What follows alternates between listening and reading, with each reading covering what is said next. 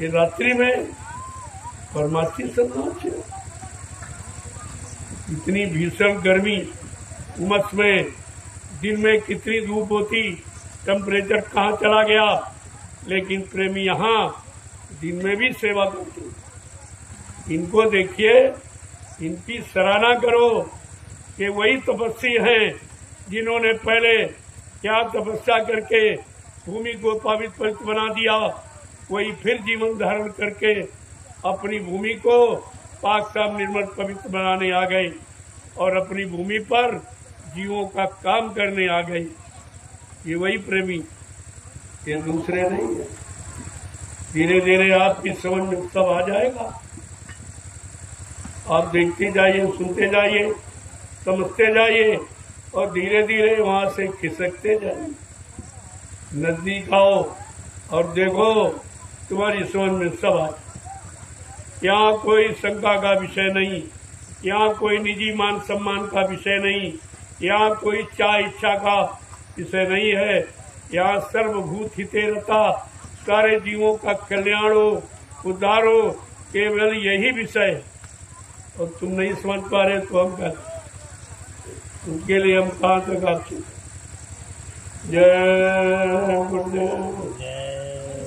मैं नित्य संदेश देता हूँ और जो संदेश हिंदुस्तान में कोई नहीं दे, ना कोई राजनीति ना कोई धार्मिक। ये दोनों से अलग संदेश जिसकी हिंदुस्तान को जरूरत, जिसको हमारे भारत देश की जरूरत, भारत देश की गौरव गरिमा रखने की जरूरत है, उसका ये माध्यम है, उसकी ये भूमिका है, उसका ये प्रतीक है।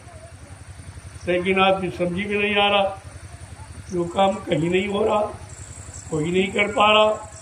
तुम दिन में लोगों से परिश्रम नहीं करा पाए तो दिन में परिश्रम करती है मशीनें, सब परिश्रम मशीनें करती हैं। इंसान बीमार हो गया, कमजोर हो गया, विषयी भोगी हो गया, लिहाजा उम्र कम हो गई। तो आप देख रहे हो सब। इनसे अगर बचना है तो फिर आपको शाकाहारी बनना ही। बिना शाकाहारी बने किसी चीज को तुम समझ ही नहीं सकते हो। और शाकाहारी का शब्द ये बहुत विशिष्ट, कि निंदा आलोचना बुराई क्या ये शाकाहार में आता? दूसरे की निंदा चुगली बुराई और अपनी सत्संगी की गुरु भाई की बुराई, अपने टाटदारी की बुराई टाटदारी करे, ये कौन सा शाकाहारी सिद्धांत? शाकाहार में बहुत कुछ है जो तुम्हारे बस का भी है ही नहीं। तो मोटा मोटा आपसे कहा जा रहा कि मुर्दा मांस और बुद्धि नासर नशा, ये तीनों बंद करो। बस दो बातें कही गई, अभी तो बहुत कुछ बाकी पड़ा। ये शाकाहारी में तो बहुत कुछ आता है। झूठ बोलना, छल कपट करना, वादा खिलाफी करना, प्रचार कुपचार करना, क्या ये शाकाहार में आता? अरे पहले शाकाहारी की परिभाषा तो समझो। अभी आप शाकाहारी हो कहाँ? बनाया जा रहा, बनने की बात आपसे कही जा रही कि आप शाकाहारी हो जाओ तो सारी मुसीबत और सारे कष्ट और सारी बीमारी और सारी ये व्यवस्था जो छिन्न भिन्न लोगों ने कर दी, ये सब ठीक हो जाए। कुछ आपको नहीं करना, सिर्फ आप शाकाहारी हो, चरित्रवान बन जाओ, अच्छे काम करने लगो, अच्छे कामों में अपनी रुचि बढ़ाने लगो, तो ये बिगड़ा काम सब ठीक हो जाएगा। जो लोगों ने बिगाड़ा और झूठ कह के वादा, झूठा वादा करके और कर कुछ नहीं पाए, ये काम महात्माओं का है, क्योंकि ये संत महात्माओं का देश है। ये नेताओं का देश कभी नहीं रहा। ये 70 साल की आज़ादी में आपने नेताओं को बैठा दिया, लिहाजा क्या हुआ? परिणाम सब बिगड़ गए, सब ध्वस्त हो गई व्यवस्था। क्योंकि नेता कौन है? जो सबसे सब कुछ लेता और किसी को कुछ न देता, उसको कहते नेता। इनकी जरूरत नहीं है।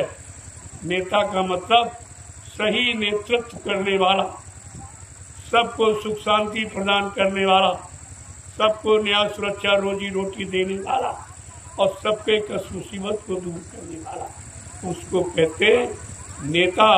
नेता केवल एक सुभाष चंद्र बोस, जिसने नेतृत्व करके अंग्रेजों को देश से भगा दिया और भारत को एक नई दिशा आज़ादी की दी थी, वो था नेता। इन लोगों ने उस नेता की बनाई भूमिका व्यवस्था को बिगाड़ एकदम ध्वस्त कर दिया। ये नेता कहलाने के अधिकारी नहीं है। और आप नेता शब्द की परिभाषा नहीं जानते हो, इसीलिए आप समझ नहीं पाए हो। इनके धोखे में, इनके चक्कर में आपने अपना जीवन खराब कर दिया। अरे ये भारत देश है, यहाँ पर सच्चे ईमानदार चरित्रवान त्यागी तपस्वी ये उनका देश है और देश समाज का काम उनके द्वारा हुआ है। इन नेताओं के द्वारा, अध्यक्ष मंत्रियों के द्वारा, वक्ताओं के द्वारा ये धार्मिक धारा पर परिवर्तन न कभी हुआ और न कभी होगा। इसको आप गांठ में बांध लीजिए, मेरी बात को गांठ में बांध लीजिए। और अभी मुसीबत और बहुत बढ़ेगी, क्योंकि मैंने मना किया था कि 24 का चुनाव ये जनता के लिए और शासकों के लिए, दोनों के लिए खराब है। आप चुनाव टाल दीजिए, आपकी स्थिति अच्छी नहीं है। पहले तुमने इतना कर्जा भारत पर ला दिया है कि उसका तो ब्याज तक आप नहीं दे पा रहे हो, और एक चुनाव में 70 अरब रुपए खर्च होगा। ये बैलेंस कौन पूरा करेगा? पढ़े लिखे होकर आपने इस पर कोई विचार नहीं किया, क्योंकि ये सब लोग उसी में, सबने ये काम किया है। तो चोर चोर वो सौतेबाजी, वो इसकी बात नहीं करेंगे कर्जे की, और सब बात कहेंगे। बाबा जी ने ऐलान किया था कि वोट हमारा वहाँ पड़ेगा, जो ब्याज हमारा माफ करेगा, हम पर शासन वही करेगा जो ब्याज हमारा माफ करेगा। ये बाबा जी का संदेश सारे हिंदुस्तान में प्रसारित हुआ और प्रेमियों को ये मंत्र के रूप में माला पर जपने का अधिकार दिया गया। लेकिन प्रेमी भी भ्रमित हो गया, उसके भी समझ में कुछ नहीं आ रहा कि गुरु का संदेश क्या है, गुरु का आदेश क्या है और क्यों दिया है कि देश की खुशहाली अब इनके द्वारा नहीं, वो संत महापुरुषों की भूमिका के द्वारा हो। बात तो समझ में लोगों को आई, लेकिन सब आ जाएगी। कुदरत सबको समझाना जानती, वो 1 मिनट में इन सबको समझा देगी। अभी संतों का वरदहस्त आपके सिर पर है कि शायद अब मान जाए, अब समझ जाए, अब ठीक हो जाए। झूठ बोलना, वादा खिलाफी करना बंद कर दे, झूठा संदेश देना बंद कर दे। ये मौका आपको दिया, नहीं मानोगे तो ये चार्ज कुदरत के हाथ में जाने ही वाला है, सबकी अकल ठिकाने हो जाए। इस बात को गांठ में बांधी। मैं रोज ही संदेश दे रहा हूँ, पहले भी दिया, आज भी देता हूँ। इसका रिजल्ट, इसका परिणाम अच्छा नहीं होगा। जो आपने मेरी बात नहीं मानी, मेरी प्रार्थना नहीं स्वीकार की है, इसका परिणाम अच्छा नहीं होगा। आपने मनमानी करके जब जब लोगों ने महात्माओं की बात नहीं मानी, देश संकट में चला गया, उसका राज भी समाप्त हो गया। राज में रहने वाले, परिवार में रहने वाले कोई नहीं बचा, सर्वनाश हो गया। बात आप भूल गए महाभारत, महात्मा विदुर की बात अगर मान लेते तो विनाश नहीं होता।